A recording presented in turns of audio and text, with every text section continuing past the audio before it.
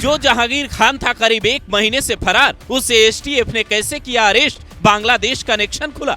Nepal border पर किसने दी शरण? क्या क्या है आरोप? अब खोली पुष्पा की पूरी क्राइम कुंडली। आईपीएस अजय पाल शर्मा को चैलेंज कर विवादों में छाया, टीएमसी की हारते ही छीन गया था हाथ। आखिरकार बंगाल का पुष्पा जहांगीर खान पकड़ा गया। एसटीएफ ने उसे जिस अंदाज में पकड़ा, उसके बाद कई लोग ये जानना चाह रहे हैं कि आखिर करीब 1 महीने से फरार आरोपी कानून के शिकंजे में आया कैसे। तो पहले ये सुनिए, फिर बताते हैं क्या अब अभिषेक बनर्जी की भी उल्टी गिनती शुरू होने वाली।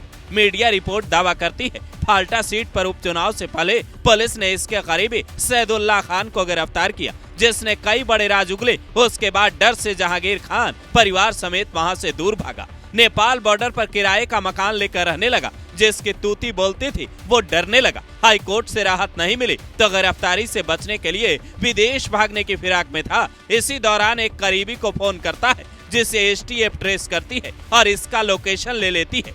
उसके बाद जब तक इसकी नींद खुलती, एसटीएफ की टीम इसके ठिकाने पर धावा बोल देती है और इसे सीधा सलाखों के पीछे पहुंचा देती है। इसके ऊपर 7 मुकदमे दर्ज हैं, जिसमें रंगदारी से लेकर लोगों की जान के दुश्मन बनने तक के आरोप हैं। अब चूंकि वहां सत्ता भी बदल चुकी है, इसलिए जो लोग इसके खिलाफ गवाही देने से डरते थे, वो अब खुले तौर पर अदालत में गवाही दे सकते हैं। तो पुलिस की जांच मजबूत होने की उम्मीद है। खास तौर पर फाल्टा सीट पर उपचुनाव के दौरान सीएम शुभेंदु अधिकारी ने खुद कहा था, मैं पुष्पा को देख लूंगा। इसलिए अब इसके साथ क्या होने वाला है, इसका अंदाजा आप खुद लगा सकते हैं, क्योंकि इसने चुनाव के दौरान सत्ता के नशे में चूर होकर 2 बड़ी गलतियां की थी। पहली, आईपीएस अजय पाल शर्मा जो चुनाव आयोग की ओर से भेजे गए थे, उन्हें सीधा चैलेंज कर कहा था, वो सिंघम है तो मैं भी पुष्पा हूँ, झुकूंगा नहीं। दूसरी, टीएमसी की मर्जी के बिना उपचुनाव के दौरान ही कहा, मैं चुनाव नहीं लड़ूंगा, जिससे टीएमसी ने भी इसका साथ छोड़ दिया।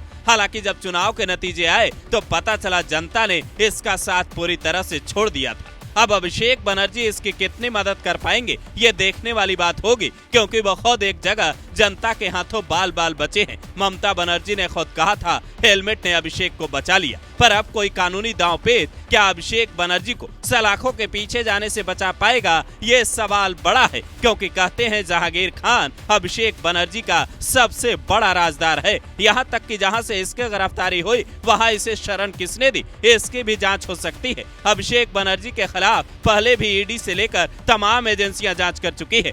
हर बार यही कहा गया, आरोप राजनीति से प्रेरित हैं। लेकिन अब जिस हिसाब की परेड बंगाल की सड़कों पर माफियाओं की निकल रही है, खुद को पुष्पा कहने वाला जहांगीर खान सलाखों के पीछे जा रहा है, वो साफ बता रहा है दौर बदल चुका है, पुलिसिंग बदल चुकी है। पुलिस अब पीछे नहीं हटती, उस पर राजनीतिक दबाव नहीं होता, बल्कि वो सीधा एक्शन लेती है, चाहे आरोपी का रसूख कितना भी बड़ा क्यों ना हो। ये इसलिए भी जरूरी है क्योंकि बीजेपी ने कानून व्यवस्था के मुद्दे पर बंगाल में चुनाव लड़ा। शुभेंदु अधिकारी के पुलिस खुद योगी आदित्यनाथ के पुलिस से बीते दिनों ये सीखने पहुंचे थे कि डायल 112 काम कैसे करता है। तो ये जो रणनीति है वो बंगाल के माफियाओं की नींद उड़ाने वाली है। अब चाहे जहांगीर खान हो या उसके गुर्गे, सब धीरे धीरे सलाखों के पीछे पहुंचने वाले हैं।